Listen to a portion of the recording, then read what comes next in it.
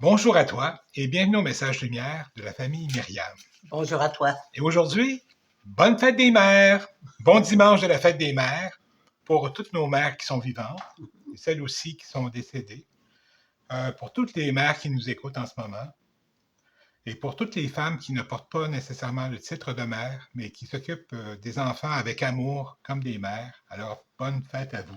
Les mères par le Les cœur. mères par le cœur. Puis on ne peut pas non plus s'empêcher de penser à Marie, notre mère du ciel. Alors, bonne fête à toi aussi, Marie.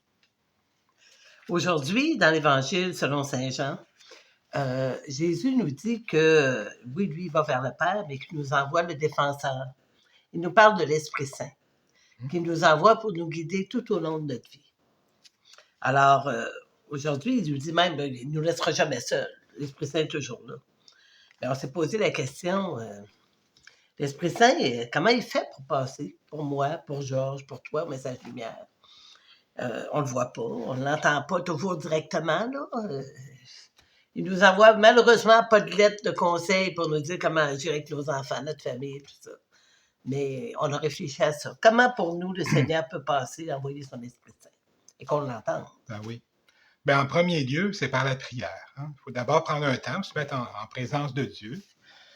Il faut lui transmettre aussi nos préoccupations, nos décisions à prendre, lui demander conseil, puis se mettre à l'écoute.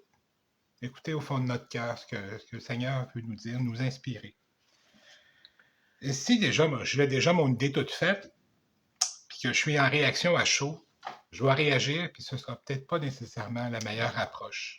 Alors, c'est préférable de prendre un petit temps de recul pour y penser, puis pour vraiment s'inspirer de ce que le bon Dieu attend de nous dans cette situation-là. C'est sûr qu'humainement, on est des gens, des êtres émotifs, on vit des contrariétés, de la peine, toutes sortes d'émotions. Puis, comment on peut écouter l'Esprit Saint, voir comment lui agirait si je suis trop prime que je parle tout de suite, Ben oui. ou si je suis portée à dire « Oh, je vais laisser passer, ça va laisser faire, je parlerai pas ». Une comme l'autre, c'est pas toujours l'idéal. Là. Fait que c'est en faisant l'exemple de Jésus, en suivant l'exemple de Jésus, en prenant un temps de recul, puis en demandant « Seigneur Jésus, qu'est-ce que tu ferais, toi, à ma place, dans cette situation-là? » Hein? Faut y adresser la situation. Qu'est-ce que tu voudrais que je fasse, toi, que je dise? Puis souvent, c'est là qu'il nous vient des modèles de lui dans l'Évangile, comment il a fait. Des fois, il a été doux. Des fois, avec les pharisiens, il était plus carré. Hein? Il disait ce qu'il avait à dire. Il était ferme. Des fois, il était accueil avec les enfants. Des fois, il était vérité avec les apôtres en disant « Non, non, ce que tu fais là, c'est pas correct. » Il y a eu plusieurs façons d'intervenir dans bien des situations. C'est ça. Il était doux et humble et tendre, mais il était en même temps fort, solide et droit. Hein? Et nous, ben, on vit tout ça, là. Je devrais être comment dans telle situation? Fait que de se référer à Jésus, qu'est-ce que toi tu ferais à ma place? Prendre son attitude, puis comment je vais faire la communion dans ce qui se passe? Dans le sens où, si je réagis trop à chaud, je peux blesser par mes paroles. Puis là, ben, on peut être longtemps sans se reparler. Comment je ferais la communion, tout en étant vérité, là, dans cette situation-là? Ouais. Fait que prendre le temps de se poser ces questions-là, dans la prière, ça ne demande pas des semaines de réflexion. Ça fait juste faire prendre un recul. Puis ça fait que ça nous aide à contrôler notre émotivité. Moi, j'ai plus tendance, mettons, à pleurer quand il m'arrive quelque chose. Ben, je vais aller pleurer en silence, je vais voir qu'est-ce qui se passe, puis je vais réagir après. Moi, j'ai tendance à être agressive en partant, à être plus trop prime, prendre le petit temps de recul. Le Seigneur veut guérir notre émotivité pour le laisser passer. C'est souvent surprenant ce que l'Esprit Saint peut nous inspirer. Oui. Puis, c'est à chaque fois qu'on fait ça, c'est comme une formation. Hein? On apprend à devenir encore plus un disciple de Jésus.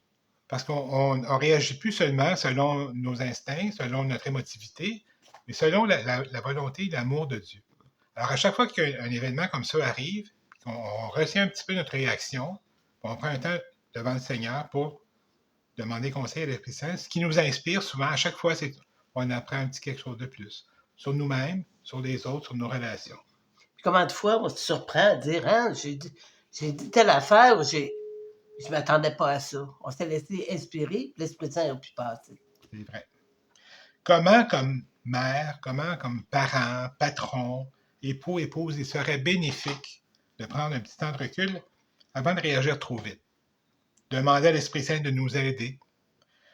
Combien de conflits on éviterait tout en disant ce qui ne va pas, mais sur un ton un petit peu plus respectueux. C'est ça. Mm. C'est ça. La façon de réagir avec un petit recul amène plus de douceur habituellement. Oui. Alors, Jésus nous a promis l'Esprit Saint, alors laissons-le agir.